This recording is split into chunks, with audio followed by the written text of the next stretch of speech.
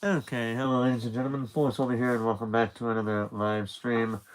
Today, we are continuing where we left off with Loveless by starting with Chapter 2.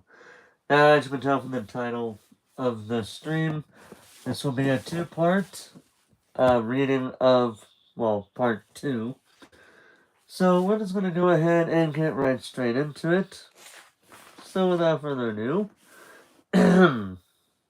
let's begin. Loveless, Part 2. Change. The drive to Durham University was 6 hours long, and I spent most of it replying to Pip's barrage of Facebook messages. Jason had already traveled up there a couple of days earlier, and Pip and I had hoped to get together, but it turned out that my bags and boxes had taken up the whole of my dad's car boot and most of the back seats. We settled for messaging and trying to spot each other on the motorway. Felipa Quintana. New game! If we spot each other on the motorway, we get 10 points.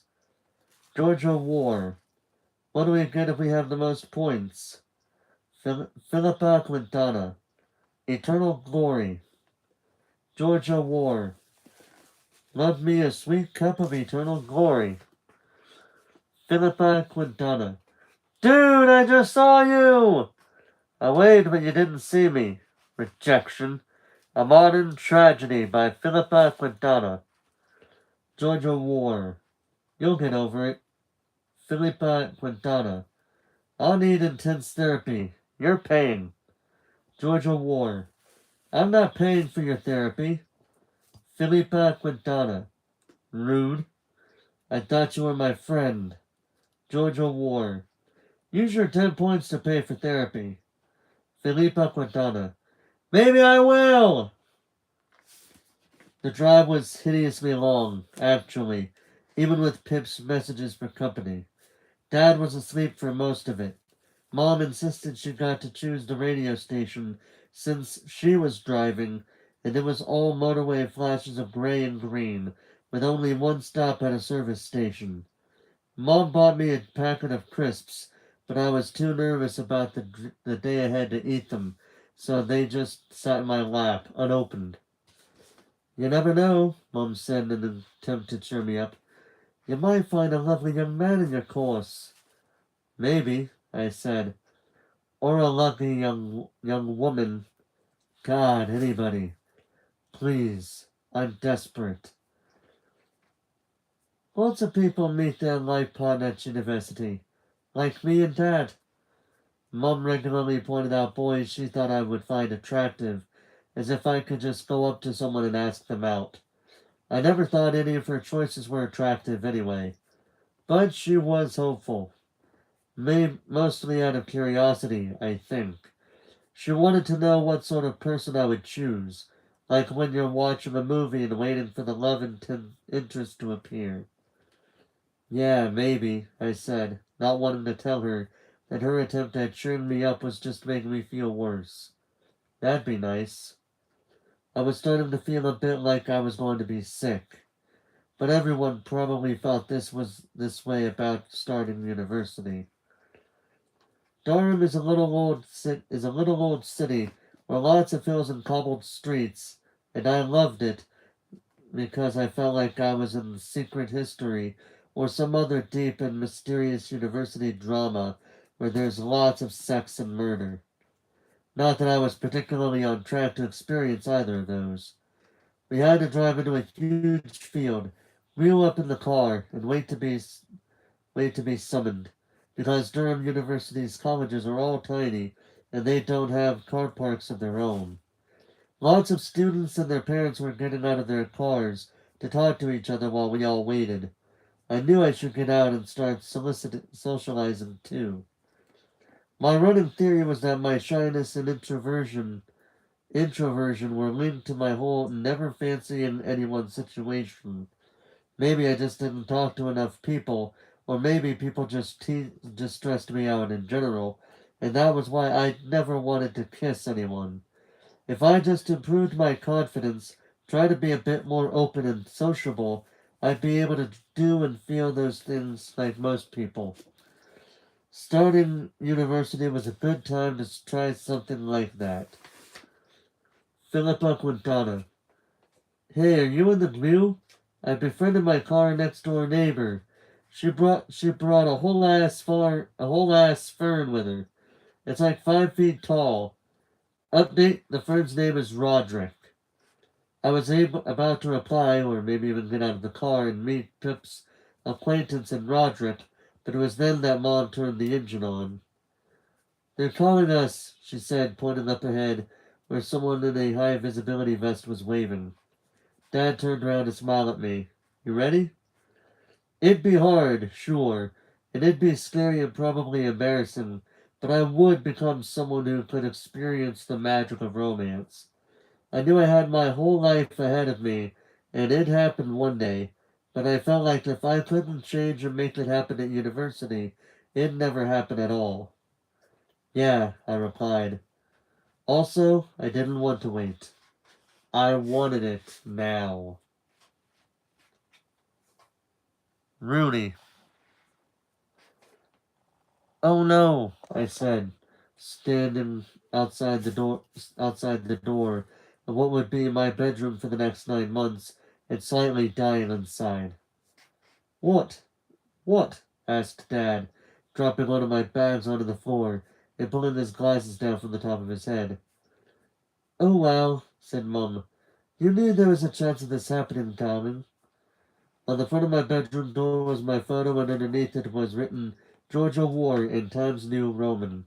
Next to that was another photo of a girl with long brown hair, a smile that looked positively candid in its naturalness, and perfectly threaded eyebrows. Underneath that was the name Rooney Bach. Durham was an old English university that had a college system. Instead of hallways of residence, the university was made up of colleges spread around the city.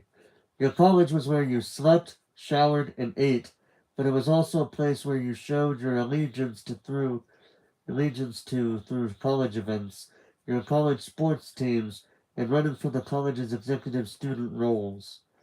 St. John's College, the one that I had been accepted into, was an old building, and because of that, a few of the students living there had to share rooms. I just hadn't thought it would be me. A wave of panic flooded through me. I couldn't have a roommate. Hardly anyone in the UK had roommates at uni. I needed my own space. How was I supposed to sleep or read fanfic or get dressed or do anything with someone else in the room?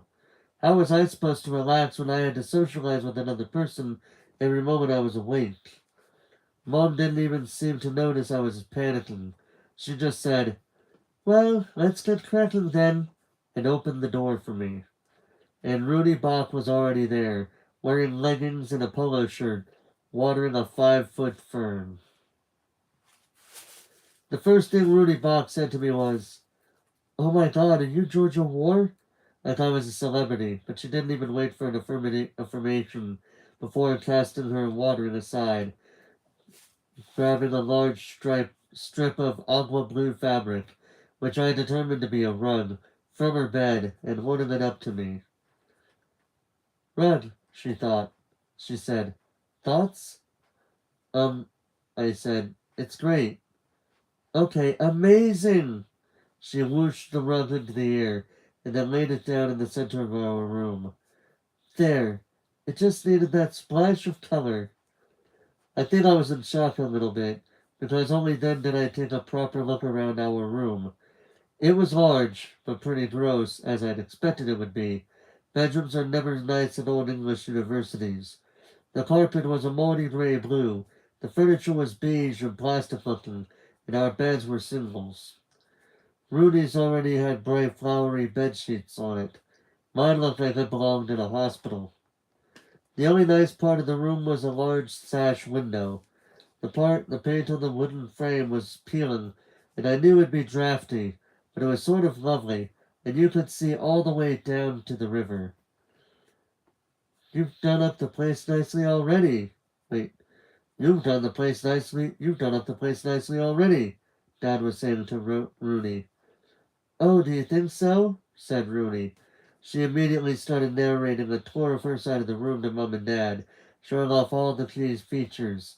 Her illustrated print of some meadows, she liked going on country walks, and one of Much Ado About Nothing, her favorite Shakespearean play, her fleece duvet topper, also agua to match the rug, her house plant, whose name was, I hadn't misheard, Roderick, an agua desk lamp, and, most importantly, a giant poster that simply read, "Don't quit your daydream" in a swirling font.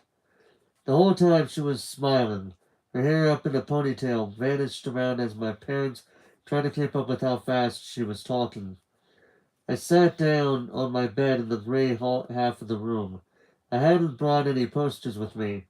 All I brought were a few printed out photos of me, Pip, and Jason. Mom looked at me from the other side of the room and gave me a sad smile, like she knew that I wanted to go home. You can message us anytime, darling, said Mum as we were saying goodbye outside the college. I felt empty and lost, standing there in the cobbled street in the October cold, my parents about to leave me. "I don't want you to go," was what I wanted to say to them. And Pip and Jason are down the road, aren't they?" continued Dad. "You can go and hang out with them any time." Pip and Jason had been placed in a different college, University College, or Castle as it was commonly referred to by the students here, since it literally was part of Durham Castle. They'd stopped replying to my messages a couple of hours ago, probably busy unpacking. "Please don't leave me alone," I wanted to say. "Yeah," is what I did say. I glanced around. This was my home now. Durham. Durham. It was like a town out of a Dickens adaptation. All the buildings were tall and old. Everything seemed to be made of lumps of stone. I could see myself walking down the cobbles and into the cathedral in my graduation gown already. This was where I was supposed to be. They both hugged me. I didn't cry, even though I really, really wanted to. "This is the start of a big adventure," said Dad. "Maybe," I mumbled into his jacket. I couldn't bear to stay and watch them walk away down the road towards the car. Where they turned to go, so did I. Back in my room, Rudy was glued tacking the photo to the wall, right into the center of her posters. In the photo was Rooney, maybe aged 13 or 14, with a girl who had dyed red hair, like Ariel from The Little Mermaid hair. "Is that a friend you from home?" I asked. This was a good conversation starter, at least. Rooney whipped her head round and looked at me, and for a moment I thought I saw an odd expression come to her face, but then it was gone, replaced by her wide smile. "Yeah," she said. "Beth. She's she's not here, obviously, but yeah, she's my friend. Do you know anyone else in Durham? Or are you here all alone?" "Oh, well, my two best friends are here, but they're in Castle." "Oh, that's so nice. Sad you didn't get into the same college, though." I shrugged. Durham took your choice of college into consideration, but not everyone can get their first choice. I had tried to get into Castle too, but I'd ended up here. "We tried, but yeah." "You'll be okay," Rudy beamed. "We'll be friends." Rudy offered to help me unpack, but I declined, determined to at least do this one thing by myself. While I was unpacking, she sat on her bed and chatted to me, and we learned that we were both studying English. She then declared that she'd done none of the same summer reading. I'd done all of it, but didn't mention that. Rudy, I was quickly learning, was extremely chatty, but I could tell that she was putting on some sort of happy bubbly persona, which was fair enough. I mean, it was our first day of university. Everyone was going to be trying really hard to make friends, but I couldn't get a sense of what sort of person she really was, which was mildly concerning because we were going to be living with each other for almost a full year. When were we going to be best friends? Or were we going to ultimately put up with each other or putting up with each other before leaving for the summer and never speaking again? So, I scanned the room in search of something to talk about before landing on her much ado poster. You like Shakespeare? Rooney's had snapped up from her phone. Yeah, do you? I nodded. Um, yeah, well, I was in a youth theater group back home, and I did a lot of school plays. Shakespeare was always my favorite. This actually caused Rooney to sit up, eyes wide and sparkling. Wait, you act? Um, I did act, but, well, it was a bit more complicated than that now. When I was in my early teens, I wanted to be an actor, which is why I joined the youth theater group that Pip already went to and started auditioning for the school plays with her. And I was good at it. I got top marks in drama class at school. I usually got a pretty solid speaking part in the plays and musicals that I did. But as I got older, acting just started to make me nervous. I got more stage fright the more plays I did, and eventually when I auditioned for Les Miserables in year 13, I was shaking so much that I got relegated to a role with only one line, and even then, come showtime, I threw up before every single performance. So maybe a career in acting wasn't for me. Despite this, I was planning to continue with acting at uni. I still enjoyed figuring out roles and interpreting scripts. It was the audiences I had problems with. I just needed to work on my confidence. I joined the Student Theater Society and maybe auditioned for a play. I needed to join one society, at least, if I was going to branch out, and open up and meet new people and find someone to fall in love with. Yeah, a bit, I said. Oh my god. Rudy clapped one hand to her heart. This is amazing. We can join the DST together. The DST? Durham Student Theater. They basically run all the drama societies in Durham. Rudy flipped her ponytail back. The Shakespeare the Shakespeare Soch is literally the main society I want to join. I know most freshers do the freshers play, but I had a look at what plays they've done the past few years, and they're all kind of boring. So I'm at least gonna try and join Shakespeare. God, I'm praying they'll do a tragedy. Macbeth is literally my dream. Rooney rambled on without seeming to care whether I was actually listening or not. We had something in common. Acting. This was good. Maybe Rooney would be my first new friend. A new friendship. Oh wow, said Jason later that day as he and Pip stepped into my and Rooney's room. It's the size of my garden. Pip stretched out her arms and did a twirl on the spot, emphasizing the unnecessary amount of empty space in the room. I didn't realize you'd joined the college of the Burglioys. I don't understand why they couldn't just build a wall in the middle, I said, pointing at the gap between mine and Rooney's side of the room, which was currently only occupied by Rooney's oblong rug. How very Trump of you, said Jason. Oh my god, shut up. Rooney had left a while ago with the group of people she'd befriended on our corridor. They'd invited me, but honestly, I needed some downtime. I've been trying my best to say hi to new people for most of the day, and I really wanted to see some familiar faces. So I'd invited Jason and Pip to come hang in my room for a bit before this evening's freshers events at our separate colleges, and thankfully, they both finished unpacking and didn't have anything else to do. I'd already told them a little bit about Rooney, that she liked theater and was generally quite nice, but her side of the room was a much better summary of her personality. Jason surveyed it, then looked over at my side. Why does her side look like an Instagram influencer's bedroom, and yours looks like a prison cell? You brought so many bags with you. It's not that bad, and a lot of the bags had books in them. Georgia, my dude, said Pip, who had slumped onto my bed. Her side looks like Disneyland. Yours looks like a stock photo. I didn't bring any posters, I said, or fairy lights. You, Georgia, how the hell did you, Georgia, how the hell did you forget fairy lights? They're an essential element of university room decor. I don't know. You'll be sad without fairy lights. Everyone's sad without fairy lights. I think Rudy's got more than enough for both of us. She's already let me share a rug. Pip looked down at the other one and nodded approvingly. Yes, it's a good rug. It's just a rug. It's a shaggy one. That's sexy. Pip! Pip suddenly leaped out of the bed, staring at Rudy square in the corner of the room.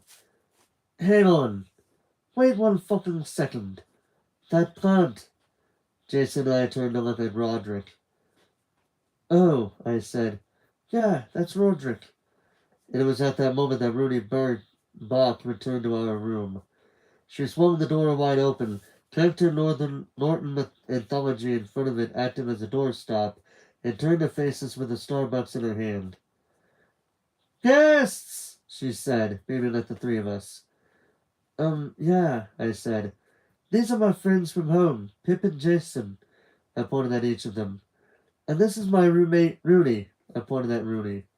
Rudy's eyes widened. Oh my god, this is them! It's us, said Pip, one eyebrow raised. And we've met already. Rudy gave Pip a once-over, but eyes flickering briefly up and down from her tortoise-shell glasses down to the stripy socks visible beneath her rolled-up jeans, before striding towards her and holding out her hand with such force that Pip looked, for the briefest second, afraid. She shook her hand. She gave Rudy a once-over in return. From her Adidas Originals all the way up to this hairband just visible at the top of her ponytail. Yes, I see Roderick has settled in. Rudy's eyebrow quivered, and she was surprised and pleased that Pip's immediate reaction was banter. He has. He's been enjoying the northern air. She turned to Jason and held out her hand again, which he took. We haven't met, but I like your jacket. Jason glanced down at himself. He was wearing the fluffy brown teddy jacket he'd owned for years. I truly believed it was the most comfortable item of clothing to exist on this planet. Oh, right. Yeah, thanks. Rudy smiled and clapped her hands together. It's so nice to meet you both. We're gonna have to be friends, now that me and George are friends. Pip gave me a look as if to say, friends? Already? As long as you don't steal her away from us, Jason joked, though Pip whipped her head round to him, seemingly taking this statement very seriously indeed. Rudy noticed this happen, and a small curl of a smile appeared at the side of her mouth. Of course not, she said. I've heard you were interested in theater, Pip said. There was a nervous tone to her voice. Yes, are you? Yeah, we all went to the same youth theater group, and we did school plays together. Rudy seemed genuinely excited by this prospect. Her love for theater was definitely not fake, even if some of her smiles were. So you'll both be auditioning for a DST play? Obviously. The lead role? Obviously. Rudy grinned, and after taking a sip from her Starbucks cup, she said, Good, we'll be competing then. I guess we will, said Pip, flustered, surprised and confused all at the same time. Rudy suddenly made a concerned face and checked her phone.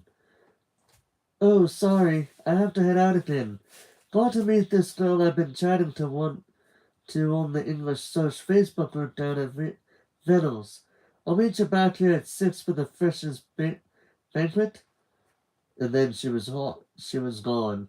Well, I was wondering what Vanills was, and why I didn't know what Vanills was, and how Rudy already knew what Vanills was when she'd only been here for less than one day, just like me. When I turned back to my friends, Pip was standing very still with a startled expression on her face that made her look a bit like a cartoon scientist post-explosion. What? I asked. Pip swallowed and shook her head a little. Nothing. What? Nothing. She seems nice. I knew that look. It was a Pip look I knew well. I'd seen it when she had to be gymnastics partners with Alicia Reese, one of her most intense crushes, in year 11 PE. I'd seen it when we went to the little mix meet and greet, and Pip got to have Leia and Pinnock. Pip didn't fancy a lot of girls. She was quite picky, actually. But when Pip did fancy someone, it was very, very obvious. To me, anyway. I could always tell when people had crushes on each other. Before I could make a comment, Jason interrupted. He was peering at the photo of Rudy and mermaid hair Beth. It's so odd when you ended up with a roommate. What did you write in your personality quiz? We'd had to fill out a personality quizzes after we got accepted into Durham, so that if we ended up having to share rooms, they'd try to match us with someone we'd get along with. I strained to remember what I'd written on mine, and then it clicked. Shakespeare, I said. The quiz. One of the questions was about your interests. I wrote Shakespeare. So? Said Jason. I pointed at Rudy's Much Ado About Nothing poster. Oh my God, said Pip, her eyes widening. Is she also a Shakespeare stan, like us? So she says. Jason nodded, seemingly pleased. That's good. You can bond over that. Yes, Pip said Pip, much too quickly. Befriend her. I mean, we're roommates, so hopefully we will be friends. That's good, Jason repeated. Especially since we don't get to hang out all the time anymore. This made me pause. Won't we? Well, no. I mean, at least this week. We're at different colleges. I genuinely hadn't thought about that. I'd had this idea we'd meet up every day, hang out, explore Durham, begin our university journeys together. But all our freshers' events were at our own colleges. We were all on different courses. I was doing English, Jason was doing history, and Pip was studying natural sciences. So he was right. I probably wouldn't see much of Pip and Jason at all this week. I guess, I said. Maybe this could be okay. Maybe this would be the kick I needed to branch out and find new people and have experiences. Maybe this could be in the all. This could all be part of the. This could all be part of the plan, the romance plan. Right, said Pip, slapping her thighs and bouncing to her feet. We should head out. I still haven't finished unpacking all my shirts. I let Pip bundle me into a hug before she trotted out of the room, leaving just me and Jason. I didn't want Jason and Pip to go. I hadn't wanted my parents to go. I didn't want to be left here alone. I wish I was at Castle too, I said. I sounded like a 5-year-old. You'll be okay, said Jason in his usual calming tone. Nothing fazed Jason. He had whatever the opposite of anxiety was. Absolute, unnerving peace of mind. I swallowed.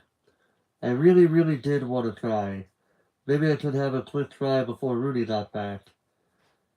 Could I have a hug? I asked. Jason paused. Something unreadable crossed his face. Yeah, he said. Yeah, come here. I crossed the room and let him envelop me in a warm hug. You'll be okay, he said again, rubbing his hands gently over my back, and I didn't know if I believed him, but it felt nice to hear anyway. And Jason always gave the warmest, coziest hugs. Okay, I mumbled into his jacket. When he stepped back, his eyes darted away. He might even have blushed a little bit. I'll see you soon, he said, now looking at me. Yeah, I said. Message me. My friendships with Pip and Jason wouldn't change. We'd make it through 7 years of secondary school, for God's sake. Whether we hung out all the time or not, we would always be friends.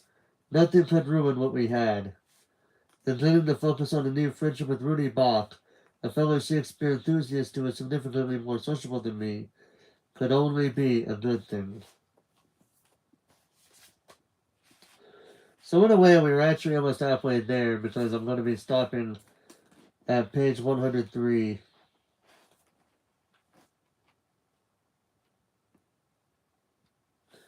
Yeah, I'm going to be stopping at page 103. We're already almost at one. We're already almost at what is considered like the halfway mark in that. So what I'm going to do is I'm going to go ahead, take a little breather, I'm going to get me something to drink. I will be right back.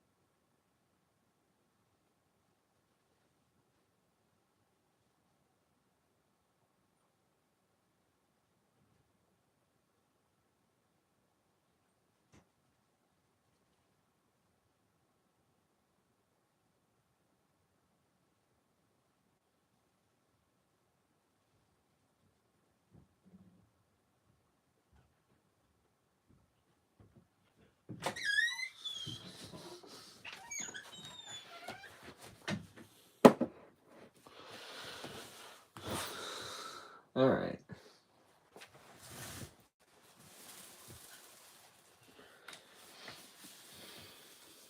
Alright. Let's continue where we left off for this. Alright.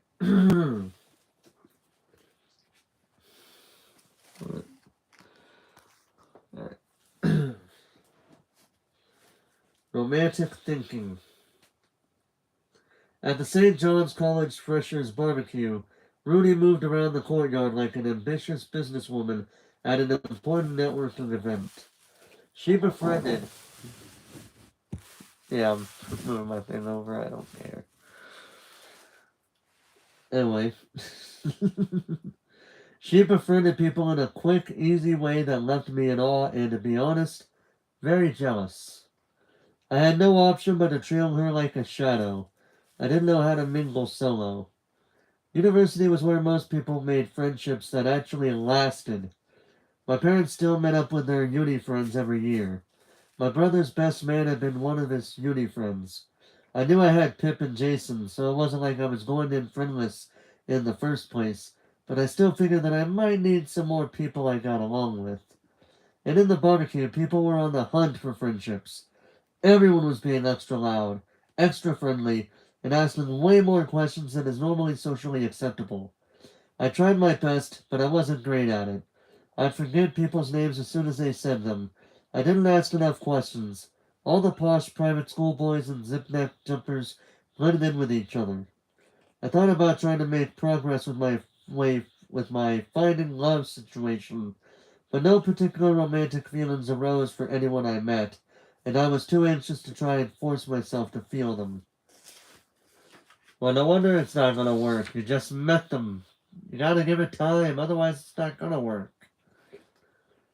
Rudy, on the other hand, flirted. At first I thought I was just seeing things, but the more I watched, the more I could see her doing it. The way she touched guys on the arm and smile at them, or smile down because she was tall. The way she'd listen when they spoke and laugh at their jokes. The way she'd give the guy direct, piercing eye contact. The sort of eye contact that made you feel like she knew you. It was absolutely masterful. What I found interesting was what she did this to is was that she did this to several guys. I wondered what her goal was. What was she looking for? A potential boyfriend? Hookup options? Or was she just doing it for fun? Either way, I thought about it a lot while I was trying to fall asleep later that night, in a new room and a new bed, with a person already asleep a few meters away from me. Rudy seemed to know exactly what to do. I'd watched her master the setup, the romance pre-game. She did it the same way she befriended people, with precise expertise of someone who'd had a lot of practice and a lot of success. Could I do that? Could I copy her? Would she teach me how to do it? So many questions, not enough answers. It seemed to take Rudy a monumental amount of effort to wake up Monday morning. I thought I was bad at waking up in the mornings, but Rudy had to hit snooze at least 5 times before she managed to drag herself out of bed. All the alarms were Spice Up Your Life by the Spice Girls. I woke up at the first one. I didn't know you wore glasses, was the first thing she said to me after she'd finally arisen. I wear contacts most of the time, I explained, and it reminded me of how surprised Pip had been, age 11, to find out that I was nearsighted after 6 whole months of being friends. I'd started wearing contact lenses the summer before secondary school. When I awkwardly asked her if she wanted to head down to the cafeteria for breakfast, she looked almost like I'd suggested throwing ourselves out of the window, before replacing the expression with a broad smile and saying, "Yeah, that sounds good." And then she changed into sportswear and became the buddy extroverted Rooney I'd met the day before. I stuck close to Rooney throughout our first official day of Freshers Week, through our introductory English lecture, to our afternoon off. In the lecture, she effortlessly befriended the person sitting next to her, and in the afternoon we went out for coffee with a few people who also did English. She made friends with all of them, too, and broke away to talk to this one guy who was obviously attractive in a conventional sort of way. She flirted, touching his sleeve, laughing, looking into his eyes. It looked so easy, but even imagining myself doing it made me feel a bit nauseated. I hope this doesn't sound like I thought badly of Rooney for flirting and making connections and setting herself up for, without a doubt, some sort of grand university romance that she'd be able to tell her grandchildren about when she was an elderly oversharer. I was just very, very jealous that I wasn't her. Hmm. How unfortunate, isn't it? Anyway, kind of sad when you think about it. You meet people that make it so easy to be friends and to easily flirt with other people, but then when you do it yourself, it's not as easy as it looks. It's because that other person probably has a good amount of experience from doing so over just doing it overnight. Hmm. The main event of the Tuesday of Freshers Week was college matriculation, a bizarre pseudo-religious ceremony that took place in Durham Cathedral, at which we were welcomed into the university. We all had to wear posh outfits in our college gowns, which made me feel very sophisticated. I stuck with Rudy until, on the way out of the cathedral, I spotted Pip and Jason walking together across the grass, no doubt heading to their own matriculation ceremony. They saw me, and we ran into each other through the graveyard in what felt like slow-mo with the Chariots of Fire music playing in the background. Pip leapt on me, almost drowning me in her college gown. She was dressed as fancy as she'd dressed at prom, full of suit and tie, a halo of carefully styled curls, and she was wearing a cologne that smelled like a forest after the rain. She felt like home. "I'm going to write St. John's a letter of complaint," she said into my shoulder, to tell them to transfer you to Castle. I don't think that will work. It will. Do you remember when I complained at Tesco and they sent me 5 packets of Maltesers? I know how to pen a strongly worded letter. Just ignore her, said Jason. Jason was also suited up. He looked fancy, too. She's still hungover from last night. Pip stepped back, adjusting her collar and tie. She did look a little less chipper than usual. Are you okay? She asked. Is your roommate being normal? Are you dying of stress? I thought about these questions and replied, no to all. Speaking of Rudy, I glanced over Pip's shoulder to see how far ahead Rudy had walked, only to find that Rudy had actually stopped at the edge of the graveyard and was looking back right at us. Pip and Jason turned to look.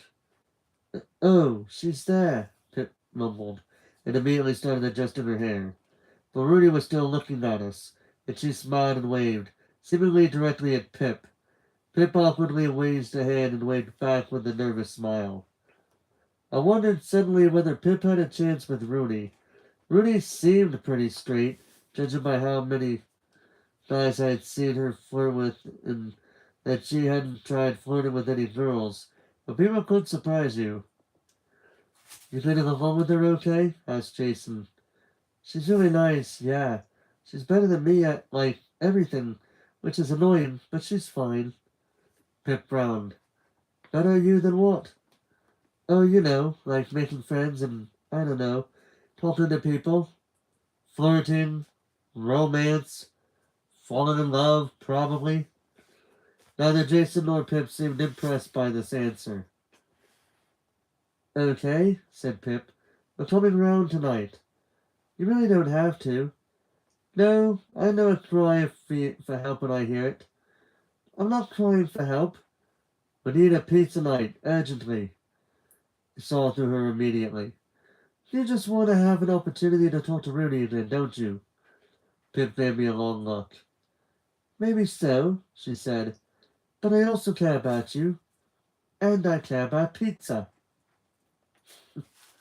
You know what? Touche. Pizza's a really good food. At least in my book, it's a really good food.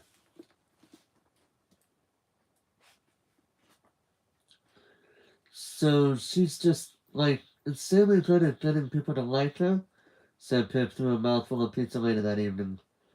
That's pretty much it, yeah, I said. Jason shook his head. And you want to be like her? Why? The three of us were sprawled on Rudy's ogling rug, pizza in the middle. We'd had a minor debate about whether to watch our group favorite, Moulin Rouge, or Jason's favorite, the live-action Scooby-Doo. The live-action Scooby-Doo movie. But we eventually settled on Scooby-Doo and were playing it on my laptop. Rudy was out for the evening at some sort of themed bar night, and had I not already made plans with my friends, I probably would have gone with her. But this was better. Everything was better when Jason and Pip were here. I couldn't admit to them how desperately I wanted to be in a romantic relationship, because I knew it was pathetic. Trust me, I completely understood that women should want to be strong and independent, and you don't need to find love to have a successful life. And the fact that I so desperately wanted a boyfriend, or a girlfriend, a partner, whoever, someone, was a sign that I was not strong or independent, or self-sufficient or happy alone. I was really quite lonely, and I wanted to be loved. Was that such a bad thing? To want an intimate connection with another human? I didn't know. She just finds it so easy to talk to people, I said. That's just what life is like when you're abnormally attractive, though, said Pip. Jason and I looked at her. Abnormally attractive? I said. Pip stopped chewing. What? She is. I'm just stating facts. She's got that sort of I could step on you and you would enjoy it energy. Interesting, Jason, raising an eyebrow. Pip started to go a bit red. I'm literally just making an observation. Okay. Don't look at me like that. I'm not. You are. Since the events of prom, I'd given some solid thought as to whether I might actually be a lesbian, like Pip. It would make sense. Maybe my lack of interest in boys was because I was, in fact, interested in girls. That'd be a fairly sensible solution to my situation. According to Pip, the hallmarks of realizing you're a lesbian were, firstly, getting a little intensely obsessed with a girl, mistaking it for admiration, and sometimes thinking about holding their hand, and secondly, having a subconscious fixation on certain female cartoon villains. Jokes aside, I never had a crush on a girl, so I didn't really have any evidence to support that particular theory. Maybe I was bi or pan, since I didn't even seem to have a preference at this point. The next couple of hours were spent talking, snacking, and occasionally glancing at my laptop screen to watch the movie. Pip rambled at length about how interesting her introductory chemistry lab class had been, while Jason and I both mourned how dull our first lectures had been. We all shared our thought about the people we'd met in college, how many posh private school kids there were, how bad the drinking culture already seemed to be, and how there really should be more cereal options at breakfast. At one point, Pip decided to water Roderick the houseplant because, in her words, he looks a bit thirsty. But soon it was 11 o'clock, and Pip decided it was time to make some hot chocolate, which she insisted on doing on the stove rather than using the kettle in my bedroom. We all headed out of the room towards the tiny kitchen on my corridor, which was shared between 8 people, but had been empty the few times I'd been in there thus far. Tonight, it was not empty. I knew this when the moment glanced through the door and window and made a face like she'd been given a mild electric shock. "Oh shit," she hissed, and as Jason and I joined her, we finally saw what was going on. Rooney was in the kitchen. She was with a guy. She was sitting she was sitting on the kitchen counter.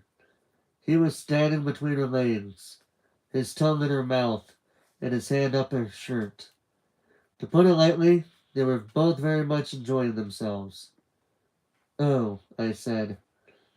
Jason immediately stepped away from the situation, like any normal person would, but Pip and I just stood there for a moment, watching this go down. It became clear in that moment that the only way I was going to make any progress in my finding love mission was if I asked Rooney for help. I was not going to be able to do it on my own. Ever. I tried. I promise I tried. I tried to kiss Tommy when he went in for one, but the Kill Bill siren started going off in my mind, and I just couldn't. I just couldn't. I tried to talk to people at the freshers' barbecue, and when we were building outside the lecture halls, and at lunch and dinner, when I sat with Ru- when I sat with Rudy and all the people she had befriended, I tried, and I wasn't terrible at it. I was polite and nice, and people didn't seem to hate me. But I would never be like Rudy, not naturally anyway. I would never be able to kiss some guy because it was fun, because it made me feel good, because I could do what I wanted. I would never be able to manufacture that spark that she was seemed to have with almost everyone she met, unless she told me how. Pip finally tore her eyes away from the window.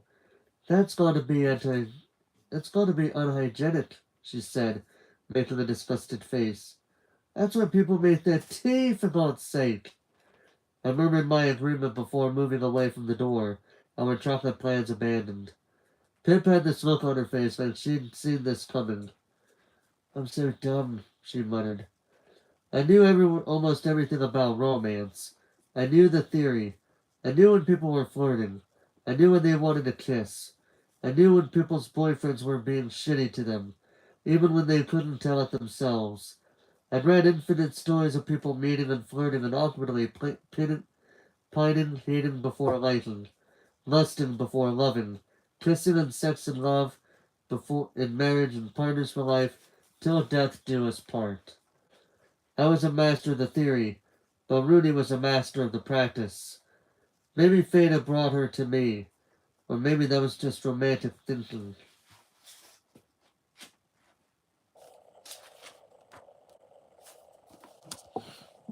I should go ahead and read this next part. Sex. In the middle of the night between Tuesday and Wednesday, I woke up to hear someone having sex in the room above ours.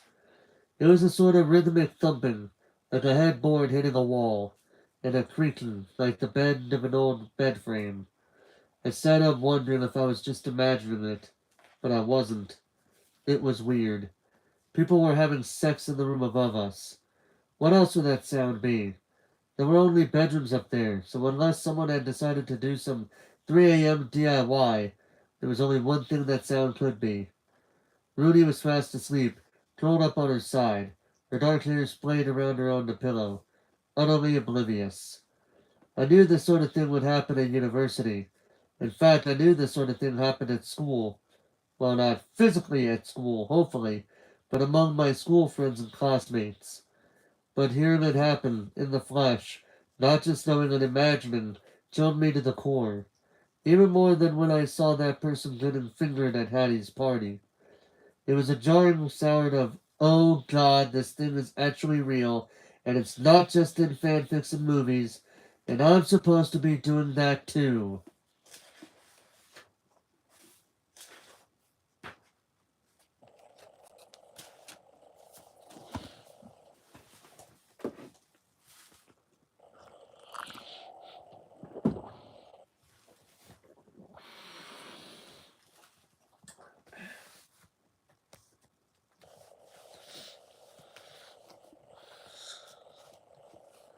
College marriage. College families were a new concept to me. At Durham, students in their second and third years paired up to act as a mentor team or college parents for a small group of incoming freshers who were their college children. I kind of loved it. It made a romance out of something absolutely mundane, which was something that I was incredibly experienced at. Rudy and I, plus four other students who I only knew from their Facebook profiles, had arranged to gather with our college parents at Starbucks.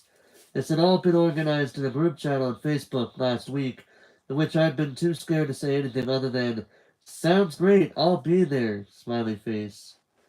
But when we got there, only one of our parents was there. Sunil Jia. So, said Sunil, crossing one leg over the other in his chair, "I'm your college parent." Sunil's Jia had a warm smile and kind eyes, and although he was only 2 years older than us, he seemed infinitely more mature.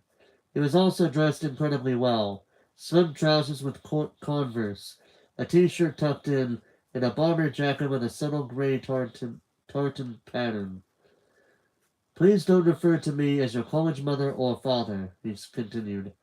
"Not just because I'm non-binary, but also because that feels like a scary amount of commitment." This earned some chuckles. On his jacket were several enamel pins, a rainbow flag, a tiny rainbow, a pin featuring a boy band logo, one that read "He, They," and another pride pin, this one with black, gray, white, and purple stripes. I was sure I'd seen that one before, online somewhere, but I couldn't remember what it meant. In a strange turn of events, your college mother decided that university wasn't for her and dropped out at the end of the last term. So we're going to be a single parent family this year. There were some more chuckles, but then silence. I wondered when Rudy was going to burst out the questions, but it seemed even she was a little intimidated by Sunil's third-year confidence. "Basically," said Sunil, "I'm here if you have literally any questions or worries about anything while you're here.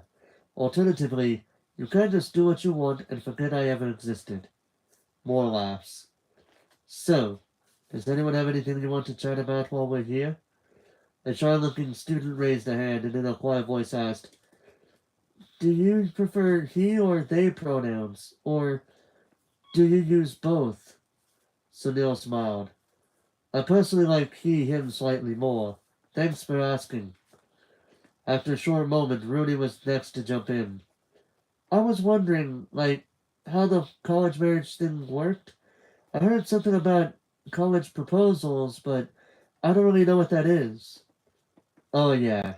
I was glad she'd asked that." Sunil laughed.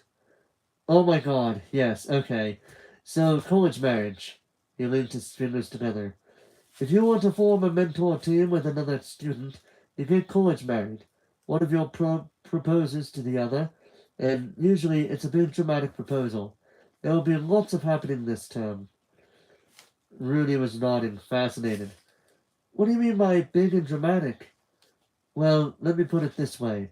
My proposal involved me filling her bedroom with glitter-filled balloons, getting 40-odd people to wait in there and surprise her, and then get down on one knee in front of everyone with a plastic ring in the shape of a cat.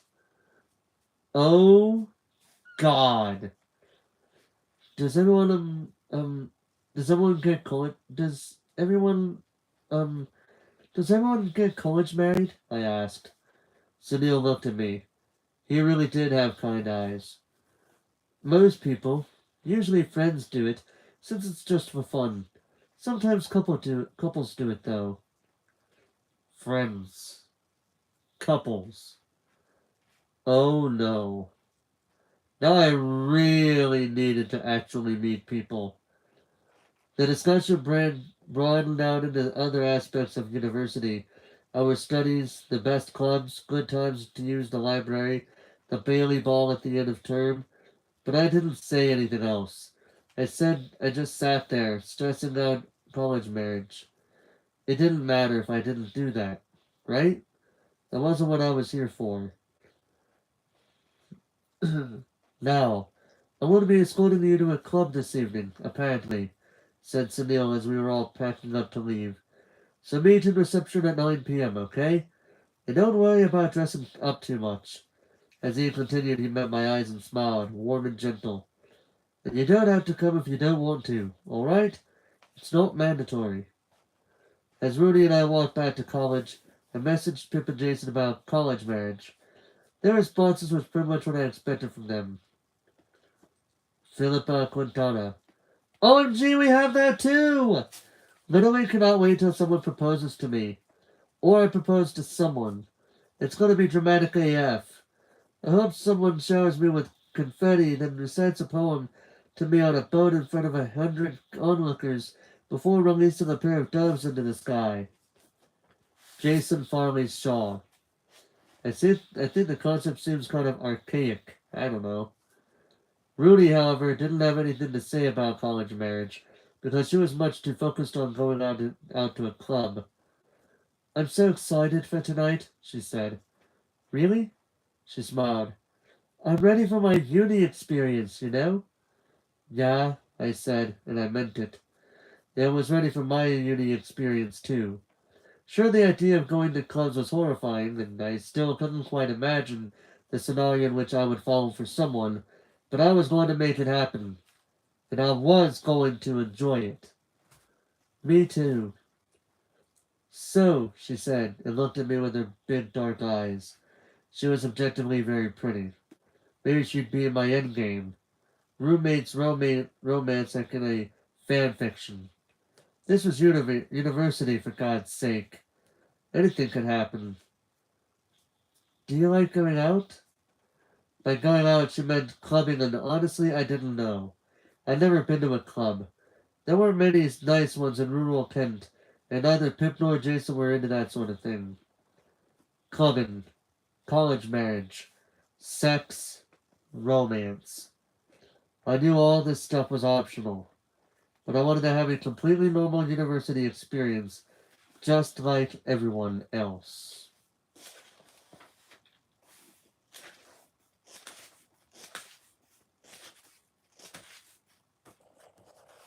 Uh-oh.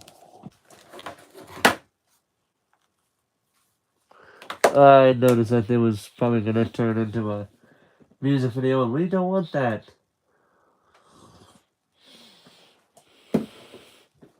At least not without any copyrights coming at me. Hmm.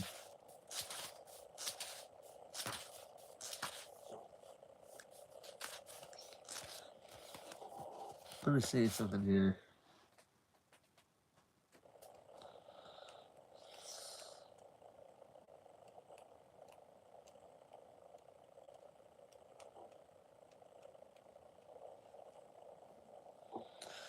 So I got this and 6 more chapters left to go until we end the first half of part 2.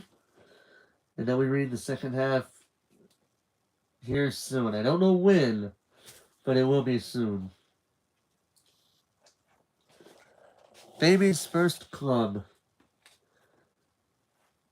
Oh my god, said Rudy once I'd finished straightening my hair. You look nice. Aw, thanks. Aw, thanks, I said awkwardly. I'm terrible at taking compliments. Mom and I had gone clothes shopping a couple of weeks ago, so I would have things to wear for club nights, and I had picked out a couple of dresses and a pair of chunky shoes. I put one of the dressers on with black tights and honestly didn't think I looked too bad. But next to Rudy, I just felt like a child. She was wearing a velvet red jumpsuit, a, a deep V at the front and flared legs, with heeled boots and huge hooped earrings. She'd piled half her hair up in a messy bun on top of her head, the rest flowing down her back. She looked really fucking cool. I didn't. Then I felt bad because Mom and I had chosen this dress together.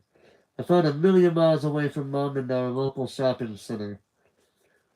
Did you go out much back in Kent? Rudy asked from where she was sitting on her bed, applying some final touches to her makeup in front of her pedestal mirror. I wanted to lie and say I was super experienced at clubbing, but there was really no use.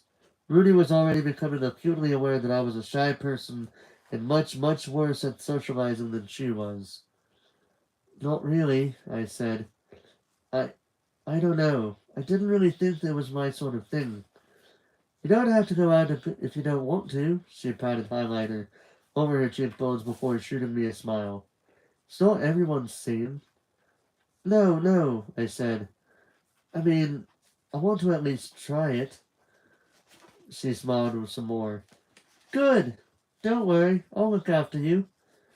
Have you been out clubbing lots then? Oh, God, yeah, she laughed, going back to her makeup. Okay, she sounded confident. Was she a party girl like so many people I knew back at home? Was she the sort of person who would go out to clubs at all the time and hook up with random people? How have you got Find My Friends on your phone? She asked. I think so. I get my phone out, and sure enough, I did have the app downloaded. The only people I had on there were Pip and Jason. Rudy held out her hand. Let me add myself. Then if we lose each other, you can find me again. She did so, and soon there was a little dot with Rudy's face on the map of Durham. She suggested we take a selfie together in our bedroom mirror. She knew exactly how to pose, chin hidden behind a raised shoulder, eyes looking up enticingly beneath her lashes. I put one hand on my hip and hoped for the best. If I was fully honest with myself, I just wanted to be Rudy Bach. Sunil met us in the reception area, and it looked like most, if not all of them, John's freshers had shown up to get their first taste of university nightlife. Despite the fact he told us we didn't have to get dressed up, Sunil was wearing a tight-fit shirt and a bright paisley pattern with skinny trousers. I did notice, however, that he was wearing shoes that looked like they'd been trampled on and dragged through a muddy field, which probably should have prepared me for what I was about to face at the club.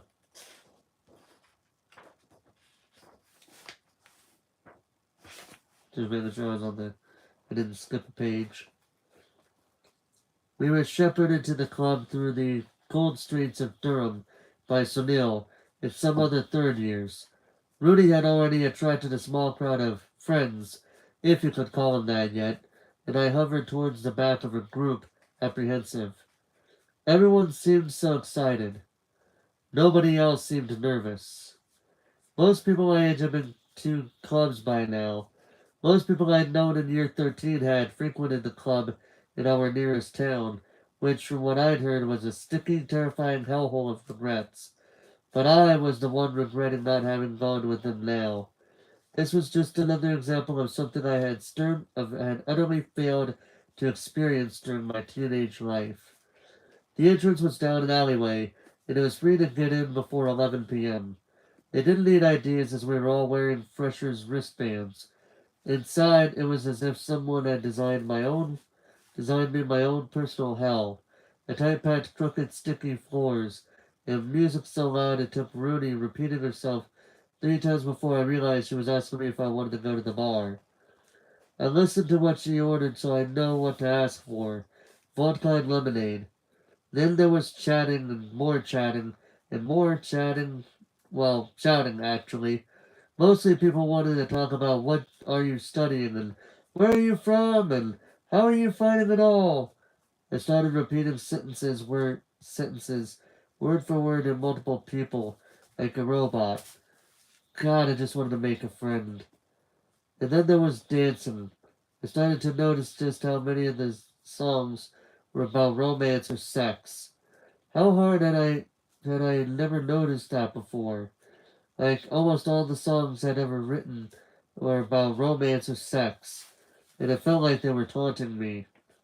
Rudy tried to get me to dance with her, just in a casual, fun way, and I tried. I swear I tried, but she gave up quickly and found someone else. I bobbed along the side of the various people I had conversations with. I was having fun. I was having fun. I was not having fun. It was nearing 11 o'clock when I messaged Pip, mostly because I wanted someone to talk to without having to shout. Georgia War. Hey, how are you this evening? Philippa Quintana. Everything is absolutely fine. Why do you ask? I may have smashed a wine glass. Georgia. Pip. Philippa. Philippa Quintana. Let me live. Georgia War. How come you're drinking? Philippa Quintana. Besides, I am the master of my own fate, and I live for chaos. JK, our corridor is having a pizza and alcohol night. By the way, I think I left my jacket in your room last night. Georgia War. Oh no! I'll bring it when I visit you, don't worry. Who are you texting? Rudy shouted in my ear. Pip! I shouted back. What's she saying? I showed Rudy the messages about Pip's smashed glass. Rudy grinned at it and then laughed. I like her, she shouted. She's so funny. And then she went back to dancing. Georgia War. Anyway, that's where I am. Philip up with Donna. OMG, where? Georgia War. A club! Philip up with Donna. Are you joking? I never thought I would see this day. Baby's first club! Wait, was this Rudy's idea? Is she peer pressuring you? Georgia War. No, I wanted to go. Haha. Philip up with Donna. Okay, we'll be safe. Don't do drugs. Watch out for nasty men. I hung in there, bobbing, until Rudy wanted to get some fresh air. Well, as much fresh air as you can get in the smoking areas out of the back of the club. We leaned against the brick wall of the building. I shivered, but Rudy seemed fine.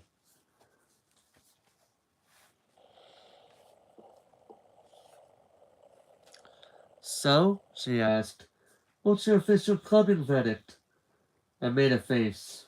I couldn't help it. She threw her head back against the wall and laughed. At least you're honest about it, she said. A lot of people hate it and still go anyway. I guess. I sipped my drink. I just wanted to try it. I wanted to be a part of the uni experience, you know? She nodded. Rose clubs are an important staple of university life, yes. I couldn't tell whether she was being sarcastic. I was a little drunk, to be fair. I just want I want to meet people and do normal things, I said, throwing back the last of my drink. I didn't even like it that much, but everyone was drinking, and I'd look weird if I wasn't. Wouldn't I? I don't have a great track record of doing that very well. Don't you? Nope. I've hardly any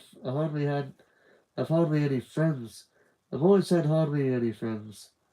Rudy's smile dropped. Oh, I've never even had a boyfriend, or even kissed anyone. The words just came on out before I could stop them. I immediately cringed to myself. Shit. That was the thing I wasn't supposed to tell anyone anymore. That was the thing people had made fun of me for. Rudy's eyebrows raised. Wow, really? She wasn't being sarcastic. That was pure, genuine shock. I don't know why I was surprised. People's reactions during Truth or Dare on prom night must have been how everyone felt, but it really got to me in that moment. The weird looks. The people who'd suddenly seen me as a child, as immature.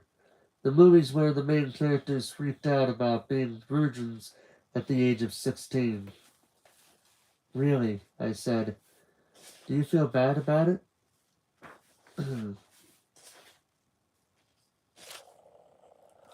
I shrugged. Yeah. And you want to change it? Now that you're at uni? Ideally, yes. Okay, good. She turned so she was facing me, leaning against the wall with one shoulder. I think I can help. Okay. I want you to go in there and find one person you think is hot, or a few. More chance of this working. I already absolutely hated this idea. Oh, try and get their names, or at least memorize what they look like, and then I'll help you get with them. I did not like this scheme. I did not like this at all. Survival mode was cooking in throughout my body. I wanted to run. Oh, I repeated. Trust me, she grinned. I know a lot about relationships. What did that mean? Okay, I said. So I just pick a person and you'll set us up? Yes, sound good? Yeah. If the university experience is all about bad decisions, at least I was doing something right. I felt a bit like David Attenborough. I circled the club on my own, leaving Rudy at the bar, focusing on the guys first. There were a lot of hoodies, sweat patches on t-shirts. A lot of them had the same hairstyle, short sides, longer on top. I kept looking. Surely I'd find someone I fancied eventually. The club was packed. There was to be a good couple hundred people crammed into this room alone. And yet I found no one. There were guys who were objectively attractive, of course, by modern day media standards. There were guys who clearly worked out a lot. There were guys who had fun hair or good fashion or a nice smile. But I wasn't attracted to any of them. I didn't feel any sort of desire. When I tried to picture standing close to them, kissing them, touching them, I grimaced. Disgusting, disgusting, disgusting. I decided to change tactics and look at the girls instead. Girls are all pretty, to be honest, and they have much more variety in appearance. But on a basic physical level, did I feel attraction? No. Lots of people had started hooking up steadily, kissing each other underneath the flashing lights, and the love songs playing louder than the voices in our heads. It was a little gross, but it had an element of danger that made it beautiful. Kissing a stranger you'd never see again. Kissing someone whose name you didn't even know. Just to feel a little high in that moment. Just to feel the warmth of someone's skin on yours.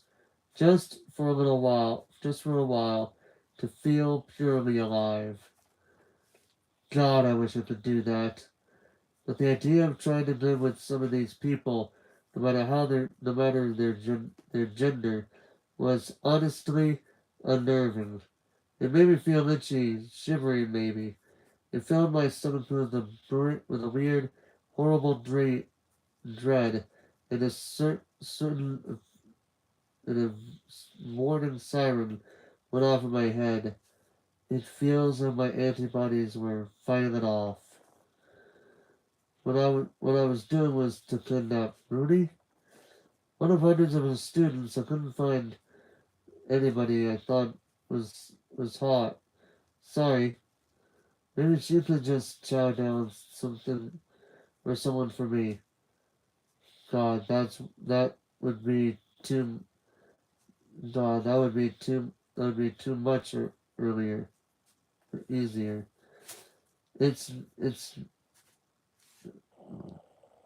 wound up being so much easier if I had someone just tell me what to do. Yeah, what to do and who to be with and how to act and what love actually was. I abandoned my search. Tonight I would remain kissless, residenceless, and the fine. Right? That was fine.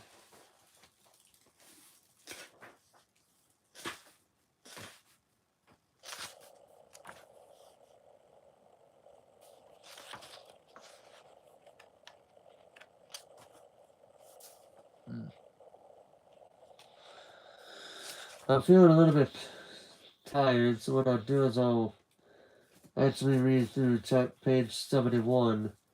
May have to do. I know what I usually say, and I have to backpedal on it, sort of, but yeah, I'm starting to feel a little tired right now. And I don't like reading when I'm feeling tired. But anyway, I didn't know whether I'd wanted it or whether I hadn't.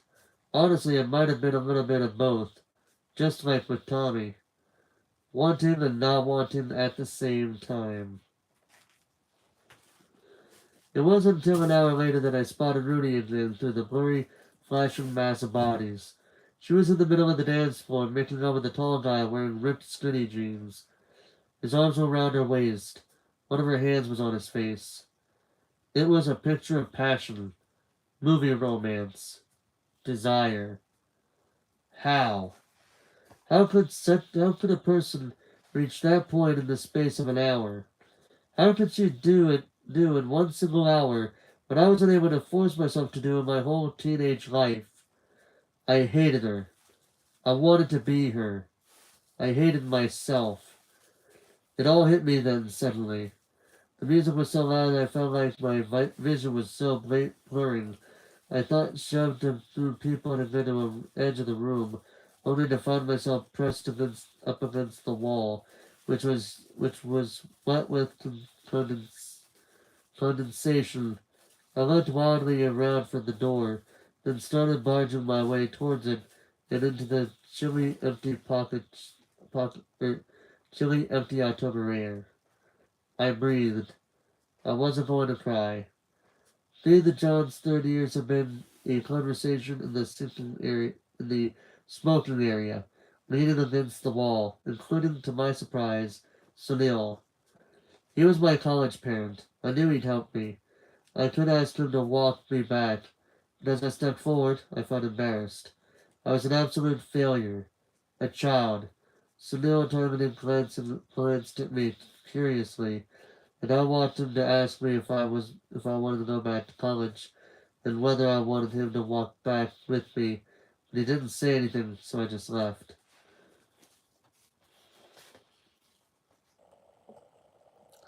After a couple of hours in the noisy chamber, the high-stress silence felt like it was echoing around me.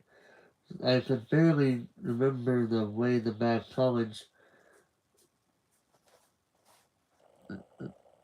Okay. Because I'd been so stressed on the way there that I hadn't even been paying attention to where they'd been walking to where they'd been walking. But thankfully, I found myself on the combined path and walking back up to the hill, past the castle, then the cathedral, and then I could see the stone steps of St. John's College. There's something wrong with you, I said under my breath. Then I shook my head, trying to get the thought out. That was a bad thought. There was nothing wrong with me. This is just who I was. Stop thinking about it. Stop thinking anything about it. I could message Pip and what else would I even tell her? That I was terrible at clubbing, that I could have tried to kiss someone but decided not to, that I was utterly failing at my new start? Pathetic. There was nothing to even tell her. I couldn't talk about it with Jackson or Jason, but he'd probably just tell me I was being silly, just because I was. I knew this whole thing was ridiculous. So I just walked up, put my head down. I didn't even have I didn't even know what was wrong. Everything. Myself. I don't know. How come everyone just couldn't function and I couldn't? How could everyone live prosperously and I had some sort of error in my programming? I thought about all the people I'd met in the past few days. Hundreds of people died on my sides.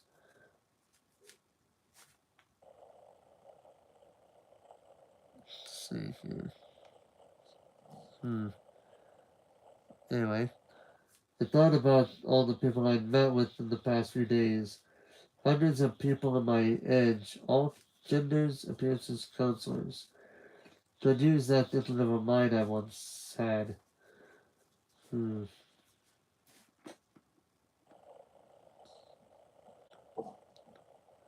Alright, I opened the door to college so badly that the man in the little office gave me a stern look. I'm supposed to be nice, but I was a bit drunker and fresher. Thought I swished and swished. Um, I looked out at my dreams, the one that Mom had seen in River Island, and said, "Hold on, what is this garbage?" Which, no, that's not true. Anyway,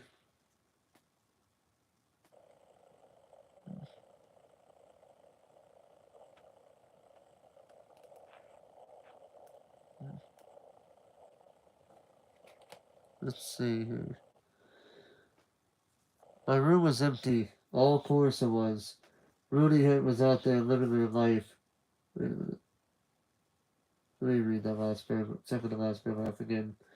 I don't like having to stop in the middle of reading, but we got to if we have to. Opening the door to college so loudly that the man in little that the man in the little office gave me a stern look. I suppose he thought I was a drunk fresher. God, wish I was. I looked down at my dreams. The one moment seen in River Island and said, "Okay, this isn't the perfect." Yeah, I'd agree. Then she would have brought it back for me, so I could try and look nice and feel more comfortable during travel shares. My reason. Let me see. It started to well up. God, not eyes, not teary eyes. My room was empty. Of course, it was a Rudy. Was not out there. Uh,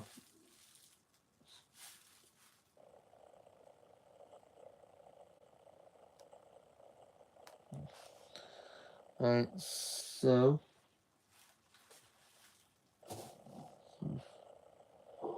See, I'll just read that final paragraph real quick. My room was empty. Of course it was. Rudy was out there living her life and having experiences. I turned to my wash bag and pajamas, went straight to the bathroom, go in the shower, and had a cry.